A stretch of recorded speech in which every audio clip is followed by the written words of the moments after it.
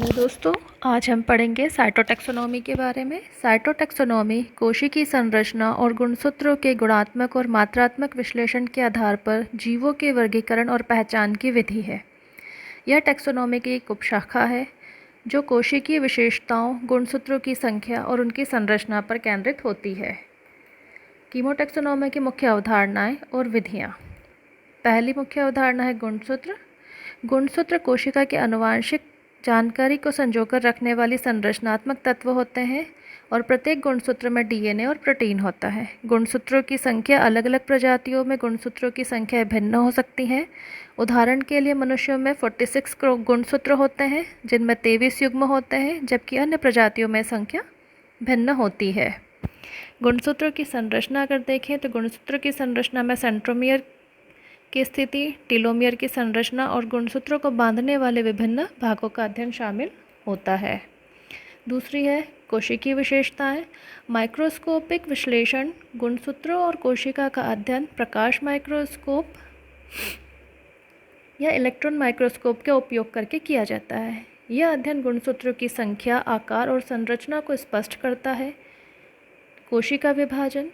Mitotic और meiotic कोशिका विभाजन के दौरान गुणसूत्रों की क्रियावली का अध्ययन किया जाता है। इसमें गुणसूत्रों का क्रॉसिंग ओवर, डुप्लीकेशन और कंडीशनिंग की प्रक्रियाएं शामिल होती हैं।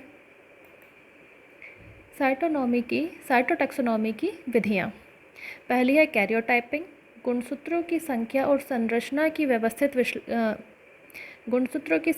संरचना का व्यवस्थित विश्लेषण। यह प्रक्रिया गुणसूत्रों को रंगीन स्टैन और फोटोग्राफी के माध्यम से उसकी विशेषताओं को स्पष्ट करती हैं। फ्लोरोसेंस इन सिटू हाइब्रिडाइजेशन, जिसको फिश भी कहते हैं, यह तकनीक जिसमें फ्लोरोसेंट प्रोब्स का उपयोग कर विशेष डीएनए अनुक्रमों की पहचान की जाती है। यह विधि गुणसूत्रों पर विशिष्ट जिन या अनुक्रमों की स्थिति को ट्रैक करती है। Bacteria karyotyping. बैक्टीरिया के गुणसूत्रों का अध्ययन उनके छोटे आकार और कम संख्या के कारण विशिष्ट विधियों के साथ किया जाता है। कोशिका क्रोमेटोग्राफी। कोशिका के विभिन्न घटकों जैसे प्रोटीन और न्यूक्लिक एसिड का विश्लेषण करने की विधि है। उदाहरण पशुओं में साइटोटैक्सोनॉमी देखें तो मनुष्य में मानव गुणसूत्रों की संख्या 46 होती है। गुणसूत्रों की संरचना में विभिन्न प्रकार की विशेषताएं पाई जाती हैं, जैसे कि वंशानुगत विकार जैसे डाउन सिंड्रोम जिसमें ट्राइसोमी होती है। और अगर गाय में देखें तो गाय में 60 गुणसूत्र होते हैं जो कि उनके विकासवादी संबंधों को समझने में सहायक होते हैं। पौधों में अगर टैक्सोनॉमी की बात करें तो गेहूँ की विभिन्न प्रजातियों के गुणसूत्रों की संख्या और संरचना में विविधता होती है। गेहूँ की प्रजाति में 14 गुणसूत्र से लेकर 21 गुणसूत्र तक पाए जाते हैं। इसी प्रकार सोयाबीन की प्रजातियों में गुणसूत्रों की संख्या 40 होती है, जो कि अन्य लेग्युमिनस पौधों से भिन्न होती है। साइटोटैक्सोनॉमी का महत्व। साइटोटैक्सोनॉमी एक महत्वपूर्ण विज्ञान है जो कोशिकीय और गुणसूत्रीय विशेषताओं के आधार पर जीवों की वर्गीकरण और पहचान में सहायता करता है। यह जैविक विविधता की समझ को बढ़ाता है, प्रजातियों के विकासवादी संबंधों को स्पष्ट करता है और आनुवंशिक बीमारियों और संरक्षण के प्रयासों में महत्वपूर्ण भूमिका निभाता है। दूसरा है विविधता का अध्ययन। साइटोटैक्सोनॉमी जैविक विविधता की गहरी समझ प्रदान करता है और विभिन्न प्रजातियों के बीच भिन्नताओं को स्पष्ट करता है।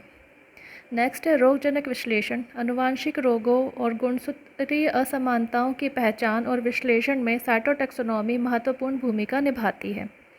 उदाहरण स्वरूप कैंसर और आनुवंशिक विकारों के अध्ययन में, संरक्षण और आनुवंशिक संसाधन में, प्रजातियों के संरक्षण के प्रयासों में साइटोटैक्सोनॉमी का उपयोग महत्वपूर्ण है। यह आनुवंशिक संसाधनों के प्रबंधन और विविधता के संरक्षण में सहायक होती है।